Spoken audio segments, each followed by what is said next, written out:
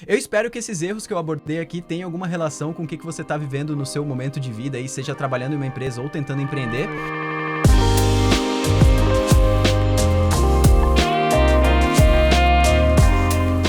Fala Dev, beleza? Mais um Cold Drop aqui pro canal e hoje eu vou trazer um assunto que muita gente sempre me pediu, sempre pediu pra gente aqui na Rocket City, principalmente nas mentorias que a gente dá sobre carreira, sobre negócio e tudo mais. A gente já fez até mentoria sobre empreendedorismo no passado e não sei se você sabia, mas a Rocket City começou como uma escola de empreendedorismo para programadores e depois que a gente pivotou o negócio, que a gente chama que é mudar a direção do negócio para ser realmente uma escola de tecnologia. Mas vamos lá, por que eu tô trazendo um vídeo sobre essa área de startup, sobre empreendedorismo? Porque no Case, na verdade, eu e a Thaís aqui da Rocket City, a gente vai ter um painel no Case junto com o Startup Summit. Eles uniram os eventos e é o maior evento de empreendedorismo da América Latina e também vai ter muita coisa sobre empreendedorismo, tecnologia, marketing, toda essa área. Quem gosta dessa parte empresarial, é muito legal participar. É um evento totalmente online, totalmente gratuito e vai ter Diego e Thaís lá também, se não me engano, na quinta-feira, tendo um painel muito legal sobre a jornada dev dentro das startups. Eu vou falar desde o processo de como que um dev deveria entender o ambiente de trabalho dentro de uma startup, até o papel de um CTO, contratações, falar um pouquinho sobre tudo isso, sobre os erros que eu cometi. E hoje eu trouxe um assunto bem bacana que eu acho que vai ser bem bacana, na verdade, e você vai poder me dizer, que é sobre 7 erros que eu cometi durante a minha jornada de empreendedorismo, durante a minha jornada de criar startups, né? E eu acho que é muito legal porque tem vários erros desse aqui que, por mais que eles foram digamos assim, mais decisivos, mais críticos no momento que eu estava criando a minha empresa, eram erros que eu cometia também trabalhando em outras empresas, né? Tinha muita coisa que eu poderia ter feito diferente nessas outras empresas, então eu espero que você se identifique, eu tenho certeza que você vai se identificar com vários desses aqui. Eu vou tentar dar uma passada bem rápido, não é para eu me alongar e entrar muito aprofundadamente em cada um desses erros, mas você vai poder conferir toda a minha história junto com os comentários da Thaís e o que ela já pegou lá dentro do painel do Case, que eu já falei, online, gratuito, e o link tá aqui embaixo para fazer a sua inscrição. Vamos lá. Primeira coisa, muitas pessoas fazendo a mesma coisa. Esse foi um dos erros que eu cometi no começo, antes, na verdade, de fundar a Rocket City, que é, eu achava que para criar um negócio eu ia chamar um amigo meu que programava, outro amigo meu que programava, e todo mundo ia criar um software. Então, um ia ser back-end, mobile, front-end, a gente ia criar o software e ia criar a próxima ideia milionária. Mas, na verdade, o que acontece é que quando você vai fundar uma empresa, ter sociedade é super importante, mas mais do que isso, ter sociedade com perfis complementares é muito importante. Então, se você é uma pessoa full técnica, que não tem conhecimento nenhum e vontade nenhuma de aprender a parte de marketing, vendas, essas coisas assim, é muito mais importante você ter um sócio que tem conhecimento ou tem interesse por essa área, do que ter outro sócio que também tem interesse técnico e só interesse técnico. Então, é muito importante que você consiga definir no começo, na sua sociedade, os perfis, quem que vai tomar conta de cada coisa. Tem uma frase que a gente usa muito aqui dentro da Rocket, que é 2 pessoas não carregam o mesmo saco de cimento. Isso não quer dizer que uma pessoa não pode opinar no trabalho da outra. Pode trazer opiniões diferentes, até porque isso é muito bom, principalmente no início. Mas sempre tem que ter uma pessoa que vai tomar a decisão em relação a algum assunto lá dentro. Então, no começo, por exemplo, eu acabei me responsabilizando pela parte técnica. Então, todas as decisões técnicas da Rocket City foram eu que tomei, né? Então, mesmo que outra pessoa, o Robson, o Cleito e as outras pessoas que entraram aqui foram dando opiniões e a visão deles, eu sempre tomava a decisão final para entender o que era melhor para a Rocket City naquele momento. Mas isso é muito importante, então, a questão dos perfis complementares. O próximo ponto aqui também que bate muito nessa questão dos perfis complementares é querer ser apenas técnico. Isso foi uma coisa que, por mais que a gente divida perfis complementares, né? Por mais que a gente divida perfis entre sócios e tudo mais, e tem uma pessoa que é responsável pela parte técnica, um CTO, CIO ou qualquer coisa assim, essa pessoa não pode se contentar em saber apenas a parte técnica. O que eu quero dizer? Quer dizer que então a pessoa tem que passar estudando muito tempo a parte de negócio, a parte de vendas, a parte de marketing ou qualquer coisa assim?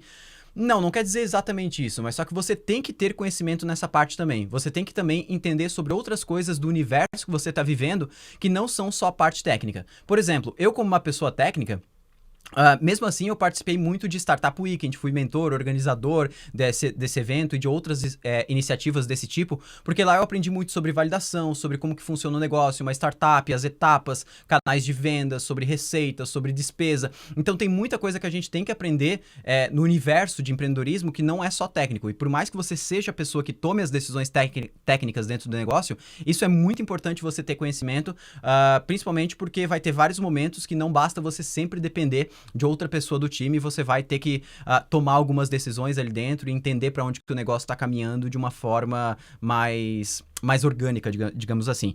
O próximo item aqui é ter ideia e sair programando. Isso aqui é uma coisa que, meu Deus, eu faço até hoje, e se alguém se identifica com isso, por favor, deixa aí embaixo, porque eu fico quase doido com isso e eu sempre tenho que me segurar, eu começo a programar feito um maluco, e aí eu falo, Diego, o que tu tá fazendo? Daí eu falo, meu Deus, por que eu tô fazendo isso da minha vida? Que é, eu tenho a ideia e a primeira coisa que eu faço é dar um yarn init, um npm init, sair instalando e criando as coisas.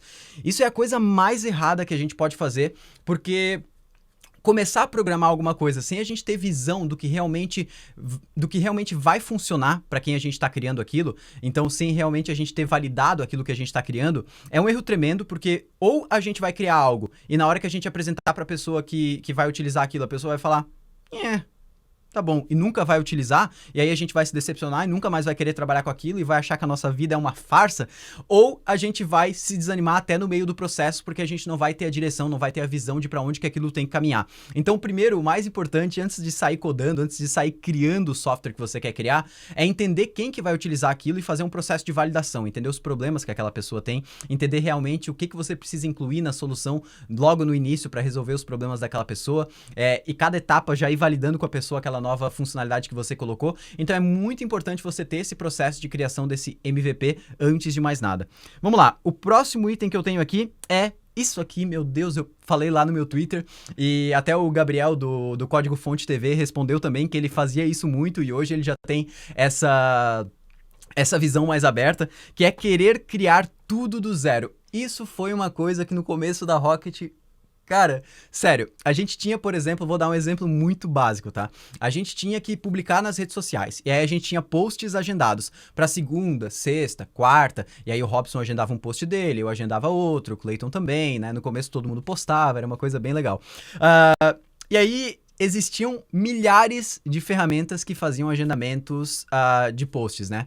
E aí cada uma das ferramentas tinha lá um custo, né? Vamos supor, $19, outra custava R$50, outra, sei lá, vários custos, sei lá qual a ferramenta que a gente tinha olhado na época.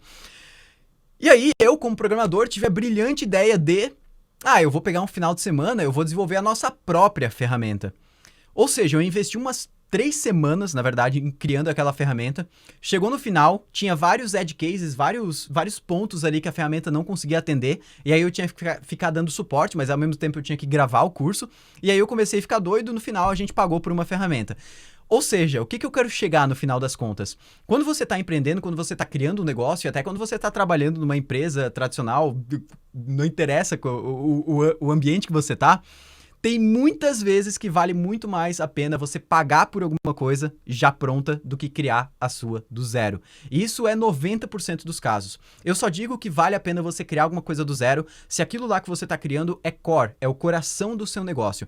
Então, por exemplo, aqui no caso da Rocket City, o que é o coração da Rocket City? O que é o que a gente não consegue viver sem? É a nossa plataforma, onde estão os alunos, onde estão todos os alunos assistindo às aulas, fazendo fórum e tudo mais. Agora, todo o restante das ferramentas, que um dia eu já pensei em desenvolver, hoje a gente paga para utilizar. Isso é muito importante porque a gente não precisa ficar se preocupando, mesmo que as ferramentas às vezes não atendem 100% do que a gente vai precisar e um dia no futuro a gente precise criar a nossa própria, por um bom tempo as ferramentas vão servir sim e a gente... Então, por mais que chegue um momento que a gente vai poder, talvez, criar umas ferramentas do futuro, porque aquelas que a gente está utilizando não atendem muito bem, a gente vai ter que utilizar e é muito bom a gente utilizar ferramentas prontas já desde o início do nosso negócio. Vamos lá, o próximo é esperar o produto estar pronto antes de publicar, né? Isso aqui é uma coisa que todo programador e programadora faz, que é tentar esperar ter uma versão do produto que realmente esteja pronta para ir para produção, que o cliente vai fazer uau, que o usuário que vai estar utilizando aquilo vai ter todas as funcionalidades que ele precisa. E na verdade isso aí é uma grande utopia, não existe versão pronta, nunca vai existir. Sempre que a gente chegar perto do pronto, o Product Owner, a pessoa que define para onde que o produto vai, já vai ter definido várias outras funcionalidades que aquela aplicação tem que ter. Então, uma das coisas mais importantes quando você está criando um negócio e até trabalhando numa empresa tradicional é entregue rápido, integração contínua. Então, um MVP, por exemplo, que é uma versão inicial da sua aplicação, daquilo que você está pensando em criar, não deve levar mais do que 2 semanas para ser criado. Então, isso é um ponto muito importante. 2 semanas é o tempo ideal para você criar alguma coisa e não precisa pensar, o MVP tem que ser sempre um software super complexo. Não, às vezes o MVP pode ser um WordPress, pode ser qualquer coisa que facilite você criar alguma coisa de uma maneira mais rápida para apresentar a solução para o usuário e já começar a coletar feedback, porque feedback é uma das coisas mais importantes.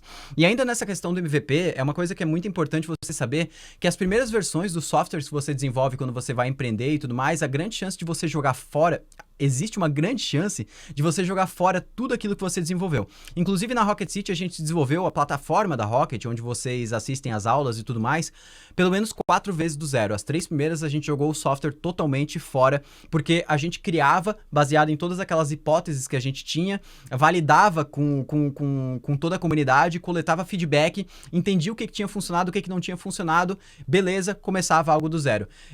Isso não é ruim, na verdade isso pode acontecer e é tudo bem acontecer.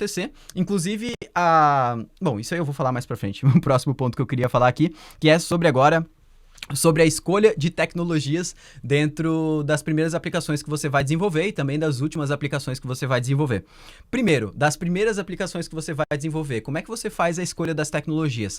Pega aquilo que as pessoas que estão dentro do negócio ou as pessoas que vão desenvolver aquele software já têm domínio. Esquece todo o resto, não estuda nada novo ou nada novo que não precise ser realmente estudado. Inclusive a primeira plataforma da Rocket City, a primeira versão da plataforma da Rocket City, como estava trabalhando na plataforma eu e o Clayton, e a gente já vinha de uma outra empresa que a gente trabalhava muito com PHP e Vue, a plataforma foi toda feita com PHP e Vue.js. Então a gente criou a plataforma em 2 dias, eu e o Clayton, uma versão inicial, só autenticação, acessa lá, tem os cursos, assiste aula e acabou. Só isso, realmente, MVP total. Então a gente fez essa plataforma utilizando PHP, depois de uns 4, 5 meses a gente matou a plataforma e criou uma do zero utilizando em Node, que depois de 3, 4 meses a gente matou e criou uma nova, e assim foi até a gente ter a versão de hoje, que já tá mais de 1 ano e meio, por aí, mais de 2 anos, sei lá, rodando a mesma versão e aí só incrementando funcionalidades. Então, no começo, você tem que escolher as tecnologias que você já domina, não tenta aprender uma coisa nova porque parece ser a tecnologia hype do momento,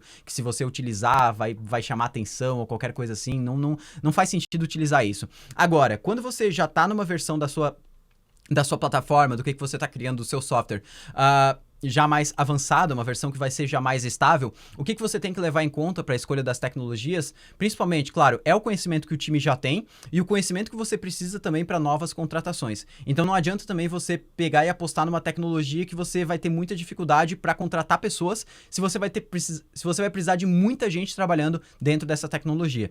Então, isso é uma coisa que você tem que cuidar muito a partir do momento que você toma essas decisões técnicas para a empresa. As decisões técnicas, elas não vão ser mais só decisões técnicas em relação ao software que você está desenvolvendo, mas em relação ao negócio também. Então essas decisões elas começam a acarretar um pouquinho mais de coisas. E aí vamos para o meu último erro, na verdade, que é a relação entre generalista ou especialista, né? Isso foi uma coisa que a gente falou muito. E quando eu não estava ainda... Pausa para água. E quando eu não estava ainda criando a Rocket City, uma das coisas que eu tinha muito na cabeça é que eu queria ser uma pessoa totalmente especialista, né? E eu queria ser especialista na época em front-end, se eu não me engano, era o que eu estava estudando AngularJS, que era a versão do Angular que tinha disponível naquela época, e eu estudava isso 100% do tempo e era isso que eu gostava de fazer. E a partir do momento que você começa a criar um negócio, você tem que perder um pouquinho mais essa visão especialista e você tem que ter muito mais um conhecimento geral, não geral sobre as tecnologias em si. Você não precisa saber um pouco de Ruby, um pouco de Python, um pouco de Java, um pouco de PHP, mas você precisa saber para que servem essas tecnologias, quando elas devem ser utilizadas, que problemas que elas resolvem. Então você tem que ter muito essa visão geral, tanto para mobile, quanto para front-end, quanto para back-end, quanto para servidor, quanto para arquitetura, tudo. Você tem que ter essa visão mais aberta para conseguir guiar o seu time, porque a pessoa que for tomar essas decisões técnicas ali dentro da startup, que for CTO, por exemplo, vai ter que ajudar a guiar o time a tomar essas decisões e tem que ter essa visão mais ampla, porque se você for só especialista em front-end, por exemplo, você não vai conseguir ajudar o seu time de back-end, as pessoas que vão desenvolver o back-end da aplicação, a tomar a melhor decisão em relação a microserviços, ou monolito, ou uma arquitetura, ou utilizar DDD, ou não utilizar, ou qual tipo de arquitetura vai utilizar, banco de dados, que banco de dados que a gente vai fazer, se vamos usar ORM, se se não vamos. Então, se você é uma pessoa totalmente especialista em um âmbito, não vai ser legal pro seu time. E esses foram os 7 erros que eu cometi, né? Resumindo aí basicamente. Então, muitas pessoas fazendo a mesma coisa, ter ideia e já sair programando, querer ser apenas técnico, querer criar tudo do zero, esperar o produto estar pronto, a escolha das tecnologias e perfil generalista e especialista. Eu espero que esses erros que eu abordei aqui tenham alguma relação com o que você está vivendo no seu momento de vida, aí, seja trabalhando em uma empresa ou tentando empreender. E se esse conteúdo foi útil para você, não esquece de deixar um curtir aqui embaixo. E também eu queria pedir para você deixar um comentário aqui embaixo com um erro que você acha que você tenha tomado na sua carreira. Não quer dizer que você se arrepende, mas um erro que você gostaria de deixar para uma pessoa que está vindo, quem sabe, de um ponto anterior ao seu, já ter noção daquilo e não fazer a mesma coisa. Deixa aqui embaixo nos comentários que vai ser super legal. Não precisa ser no âmbito de empreendedorismo, pode ser total no âmbito de carreira ou no empreendedorismo, caso você esteja empreendendo também. Eu vou me despedindo por aqui, um grande abraço e valeu!